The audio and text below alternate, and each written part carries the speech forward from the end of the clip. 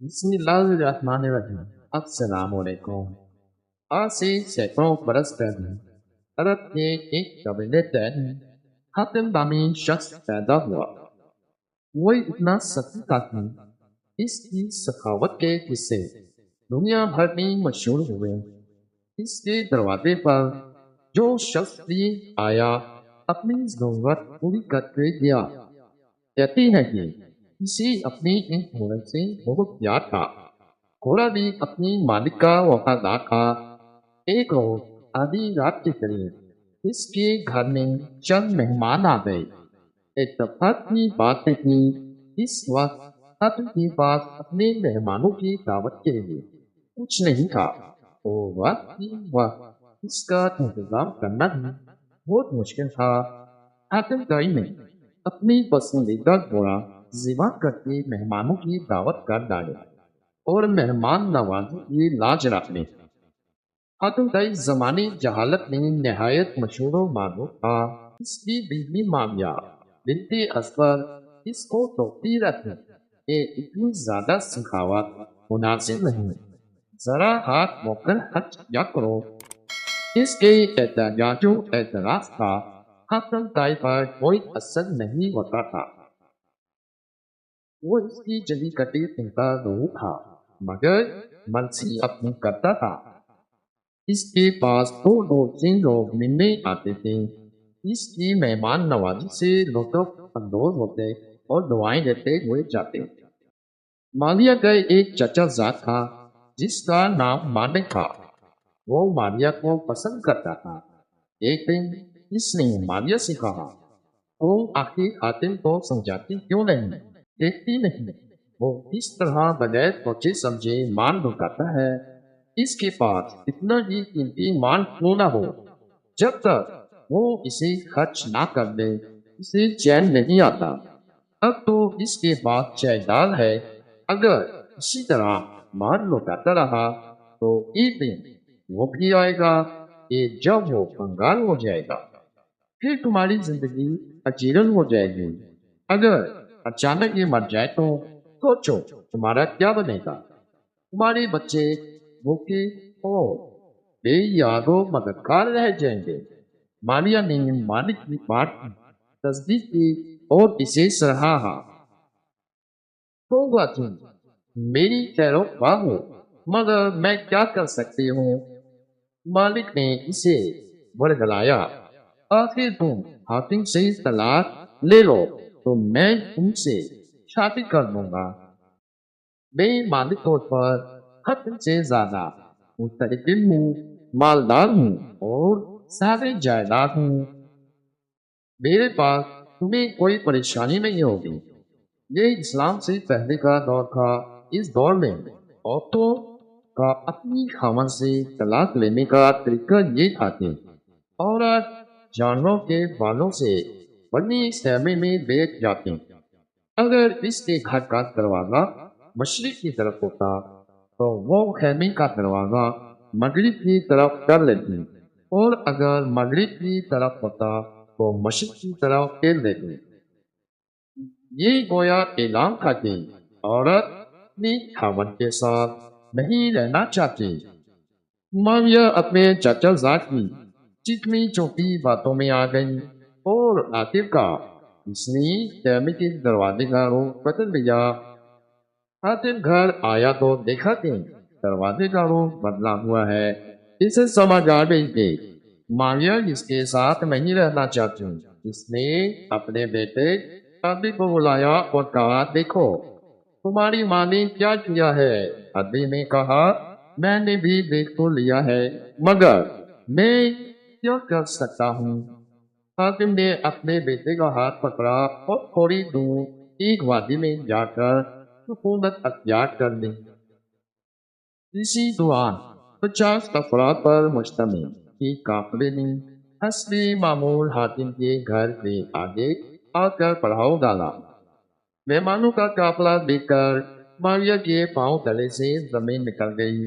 اس نے اپنی کنیز کو بلوایا اور کہا کہ میرے چچا زاد بھائی مالک کو مہمانوں کا بتاؤ، اس سے کہو کہ ان کے لیے دو اور کھانے پینے کا سامان فوراً بھجوائیں۔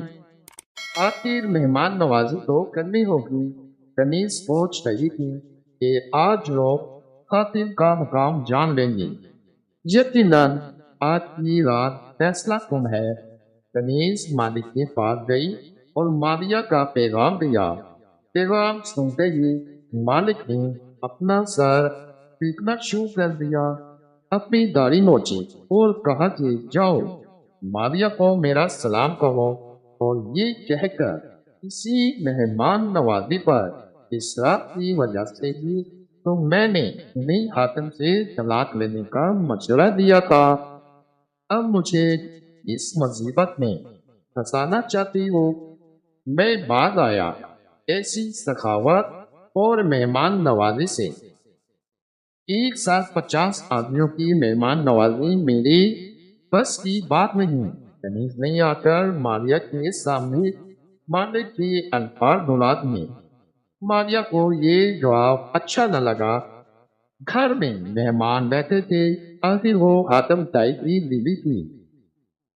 اس کے گھر میں ہر وقت مہمانوں کا میلہ لگا ہوتا تھا۔ اس نے اپنی کنیز سے کہا کہ جاؤ حاتم تائی اتنا دور نہیں، قریب ہی وادی میں ٹھہرا ہوا ہے، اسے بتاؤ کہ تمہارے گھر میں مہمان کے پیاسے بیٹھے ہیں، ان کے کھانے کا بندوبست کرو۔ کنیز بھاگتے ہوئی وادی کی طرف گئی، دور سے حاتم تائی کو پکارا، مہمانوں کی خبر دی۔ اس نے کہا اہلا و سہلا، مہمانوں کو خوش آمدید۔ وہ بھاگتا ہوا اونٹوں کے بارے میں آیا، دو اونٹ کھول کر خیمے کے پاس لایا اور ان کی پچھلی ٹانگوں کے گھٹنے کاٹ ڈالے۔ اس دور میں ذبح کرنے کا یہی طریقہ تھا۔ مانیہ نے دیکھا تو زور زور سے چلانے لگی کہ یہ تم کیا کر رہے ہو؟ میں نے اسی وجہ سے تو تم سے جدائی اختیار کی تھی۔ یہ اونٹ میری اولاد کے لیے چھوڑ دو۔ مہمان کی خدمت کسی اور طریقے سے ہی ہو سکتی ہے۔ حاتم تائی نے جواب دیا، ماریہ تیرا ستیہ ناش ہو، جس ذات نے ان مہمانوں کو، تیری اولاد کو اور ساری مخلوق کو پیدا کیا، وہی ان کا روزی رساں بھی ہے۔ تم فکر کرنے والی کون ہوتی ہو؟ حاتم تائی کے دور میں ایک بادشاہ نوبل حکومت کرتا تھا اور اپن کی شہرت سے جلتا تھا۔ ایک دن بہت بڑے لشکر کے ساتھ حاتم تائی پر حملہ کرنے چلا۔ جب حاتم تائی کو پتہ چلا تو اس نے سوچا کہ میری وجہ سے بہت سے آدمی مارے جائیں گے اور بڑی خون ریزی ہوگی، ان سب کا عذاب مجھ پر ہوگا۔ اس لیے حاتم تائی وہاں سے باہر کھڑا ہوا اور غار میں جا کر چھپ گیا۔ جب حاتم کے غائب ہونے کی اطلاع نوکر کو ملی تو اس نے حاتم کی تمام جائیداد اور اس کی قیمتی گھوڑے قبضے میں لے لیے۔ اس نے یہ اعلان بھی کر دیا کہ جو شخص حاتم کو گرفتار کر کے میرے پاس لائے گا اسے منہ مانگا انعام دیا جائے گا۔ یہ اعلان سن کر لالچی لوگوں نے اپنی قسمت آزمانے کا فیصلہ کیا اور حاتم کی تلاش شروع کر دی، لیکن وہ سب ناکام رہے۔ ایک دن ایک برا لکڑہارا اپنی بیوی اور بچوں کے ساتھ سوکھی ہوئی لکڑیاں ڈھونڈتے ہوئے پہاڑ کے دامن میں گیا۔ وہاں ایک غار میں حاتم چھپا ہوا تھا۔ بڑھیا بولی، کاش حاتم تائی ہمارے ہاتھ لگ جائے تو اسی بڑھاپے میں ہمیں لکڑیاں ڈھونڈنا نہ پڑے، بلکہ بادشاہ سے بہت سا انعاموں کا لے کر عیدہ آرام کی زندگی بسر کریں۔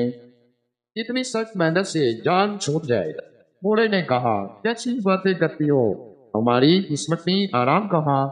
ہماری قسمت میں تو یہی لکھا ہے کہ وہ لکڑیاں جمع کریں اور شہر جا کر فروخت کریں، تب کہیں نان نمک کا انتظام ہو۔ تو اتنا نہ سوچا کر تم ہماری ہاتھ نہیں لگ سکتا۔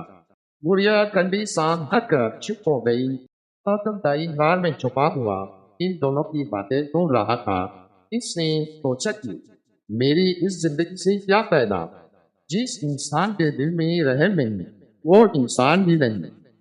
حاتم تائی غار سے باہر آ گیا اور بوڑھے لکڑہارے اور بڑھیا سے مخاطب ہو کر بولا، تم لوگ مجھے نوفل بادشاہ کے پاس لے چلو اور اپنا انعام پالو تاکہ تمہاری آئندہ کی زندگی آرام سے گزرے۔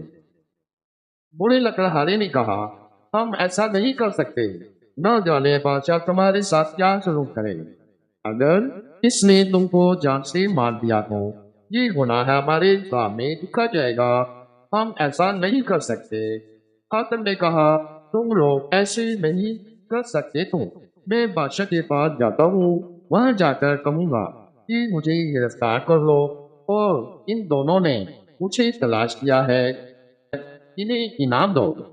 پورا لکڑہارا یہ سن کر ہنسا اور حاتم تائی سے بولا، یہ تو بلائی کے بدلے برائی ہے۔ ابھی یہ باتیں ہی ہو رہی تھی کہ بہت سے لوگ جمع ہو گئے، تو سب نے انعام کی لالچ میں حاتم کو گھیر لیا اور اسے لے کر نوکر کے دربار میں پہنچ گئے۔